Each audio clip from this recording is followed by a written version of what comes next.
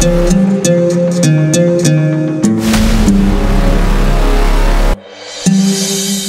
antara para pemuda Ansor yang gagah berani, tersebutlah seorang bernama Asim bin Thabit. Ia berasal dari Bani Aus, salah satu kabilah terkuat di Madinah. Tubuhnya tegap, matanya tajam, dan keberaniannya tak pernah diragukan oleh siapapun di antara kaumnya. Hingga suatu hari, kabar datang dari Mekah. Seorang pria mulia bernama Muhammad mengaku membawa risalah langit. Dakwahnya menyebar hingga ke Yathrib. Ketika rombongan dari Madinah datang untuk berbaiat kepada Nabi, Asim termasuk di antara mereka yang membuka hati. Dengan lirih dia berkata, "Wahai Muhammad, kami akan melindungimu seperti kami melindungi keluarga kami sendiri. Demi Allah, aku sendiri yang ada di barisan itu." Begitulah Asim bin Thabit masuk Islam dengan keimanan yang bulat. Ia termasuk pemuda Madinah yang pertama memeluk Islam. Dan setelah hijrahnya Rasul, Asim pun menyerahkan hidup sepenuhnya untuk Islam. Perang pertama kaum muslimin telah tiba. Hari itu, langit Badar menyimpan saksi tentang keimanan yang diuji. Rasulullah SAW berdiri di depan pasukan yang hanya berjumlah 313 orang. Salah satu di antaranya adalah Asim bin Thabit, pemuda Ansor yang tak kenal gentar menghadapi gelombang musuh. Dalam hati Asim berbicara, "Ya Allah, inilah hari yang kau janjikan. Biarkan darahku mengalir demi namamu, atau izinkan aku membawa kemenangan untuk agamamu." Pasukan Quraisy datang dengan persenjataan yang lengkap, 3 kali lipat jumlah kaum muslimin, tapi hati mereka tak sekuat Asim dan para sahabat. Dalam barisan kaum muslimin, Asim berdiri di saf depan, di samping Sa'ad bin Mu'ad dan Miqbah bin Amr. Mereka menunggu aba-aba dari Rasulullah SAW.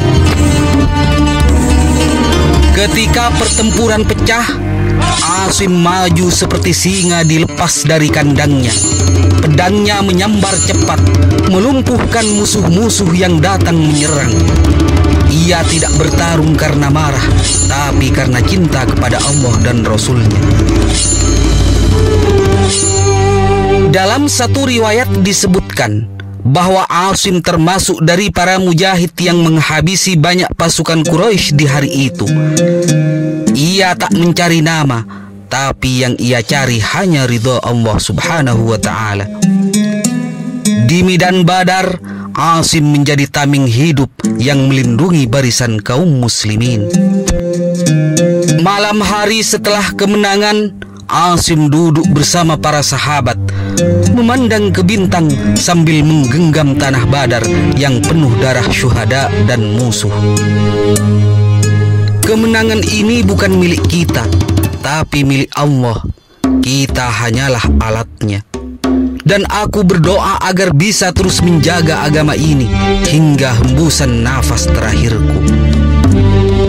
Setahun setelah kemenangan Badar, pada bulan Syawal tahun ketiga Hijriyah, terjadi perang Uhud.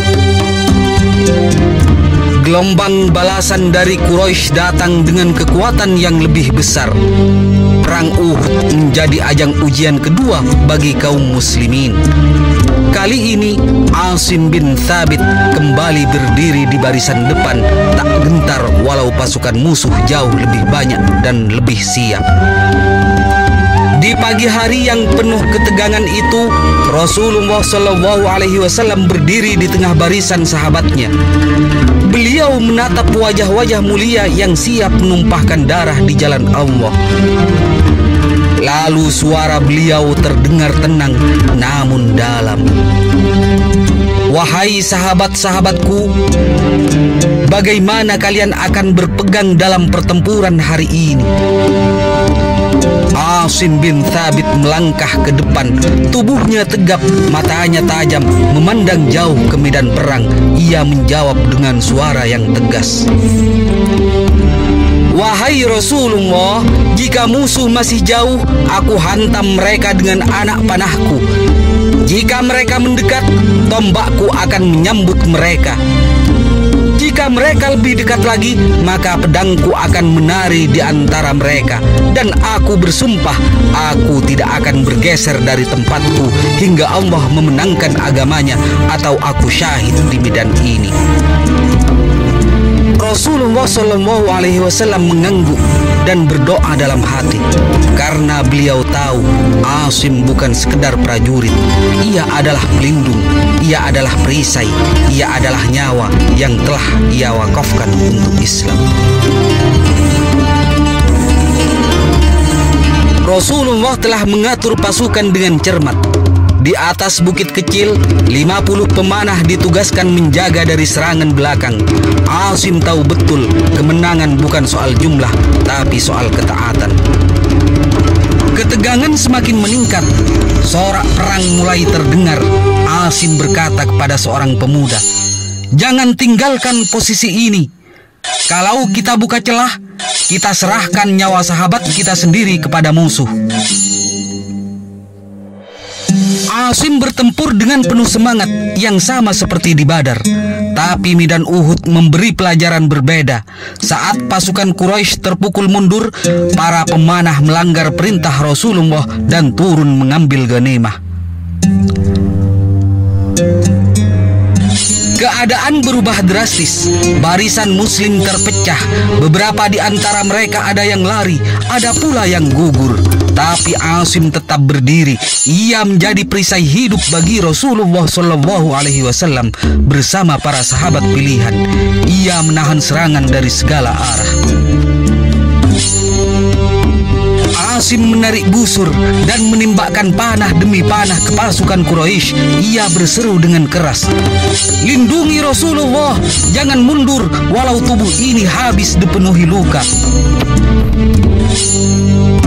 Dalam hiruk pikuk dan kekacauan, Asim menjadi benteng.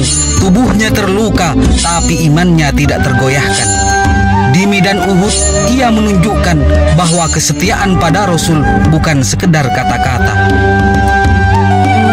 Ia berhasil membunuh 3 anak laki-laki sekaligus, Musafi, Kilab, dan Jallas. Ketiganya adalah putra salah seorang pemuka Quraisy, Tolhah bin Abi Tolah dan Sulafah binti Sa'ad bin Suhaid. Malam setelah pertempuran, Asim duduk sambil merawat luka. Lukanya sendiri dan luka sahabat-sahabat yang lain. Wajahnya diam namun penuh makna. Dengan lirih dia berkata, "Barisan boleh runtuh, tapi kita tidak. Selama nafas ini masih ada, kita akan tetap berdiri untuk Islam." Beberapa bulan setelah perang Uhud, datang utusan dari kabilah Adal dan kabilah Qoroh. Mereka meminta Nabi mengirim beberapa pengajar Islam ke wilayah mereka. Tapi di balik wajah ramah mereka tersembunyi niat busuk menjebak kaum muslimin. Sebenarnya ini adalah misi Sulafah binti Sa'ad dari suku Hudail yang ketiga putranya tewas di tangan Asim di perang Uhud. Dan sejak saat itu Sulafah bersumpah akan membalas dendam.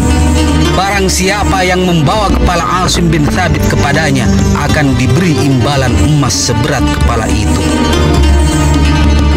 Rasul pun mengutus 6 sahabat pilihan. Di antaranya Asim bin Thabit, Ubay bin Adi, dan Zaid bin Datinah, dan sahabat-sahabat yang lain. Asim menerima tugas ini dengan tenang. Baginya, mengajarkan Islam lebih berat daripada mengangkat pedang. Ia tahu mungkin tak akan kembali. Asim berkata kepada Rasulullah, "Ya Rasulullah, kalau ini perintahmu, maka kami siap berangkat. Demi Allah, walau ini adalah jalan tanpa pulang. Setibanya di lokasi bernama Ar-Raj'i, pasukan muslim kecil ini disergap oleh ratusan pemanah dari Bani Lihyan. Asim dan para sahabatnya tahu mereka dijebak. Mereka segera naik ke atas bukit dan bertahan. Asim bin Thabit berseru, "Ya Allah, kabarkan kepada Rasul-Mu tentang kami." Pengkhianatan itu nyata. Pasukan musuh mengepung dan tawaran menyerah disampaikan. Asim dengan tegas dan keras mengatakan, "Demi Allah, aku tidak akan menyerahkan tubuhku kepada musuh. Aku tidak akan menjadi tawanan bagi orang-orang kafir." Ia bertempur dengan gagah, menembakkan anak panah terakhirnya sambil berseru, "Panah terakhir ini untuk Allah. Ya Allah, jangan kau beri kesempatan kepada kaum musyrik menyentuh tubuhku." Musuh tertawa terbahak-bahak. "Biarkan tubuhnya, kami akan jual tengkoraknya kepada Quraisy. Ini pembunuh Utbah dan Syu'bah." Mereka bertempur sampai titik darah penghabisan. Asim bin Thabit syahid, gugur dengan penuh keberanian. Namun pasukan musuh tidak berani mendekati jenazahnya karena hujan deras turun disertai dengan kerumunan lebah yang melindungi tubuhnya. Mereka tak bisa mendekat sampai malam. Akhirnya mereka menyerah dan pergi. Sebagian riwayat mengatakan tubuh Asim dibawa banjir, tak tahu entah kemana. Rasul pun mendengar kabar syahidnya Asim. Beliau pun berdoa, "Ya Allah, jagalah Asim sebagaimana ia menjaga kehormatanku dan kehormatan sahabat-sahabatku." Asim bin Thabit bukan sekedar prajurit, ia adalah pelindung kehormatan. Ia menolak tunduk bahkan setelah mati. Ia tak membiarkan tubuhnya dijadikan bahan olok-olok. Ia membuktikan bahwa kesetiaan kepada Allah bukan hanya sampai ajal, tapi bahkan setelahnya. Demikianlah kisah Asim bin Thabit. Semoga kita dapat mencontoh keimanan dan keberanian beliau. Assalamualaikum warahmatullahi wabarakatuh.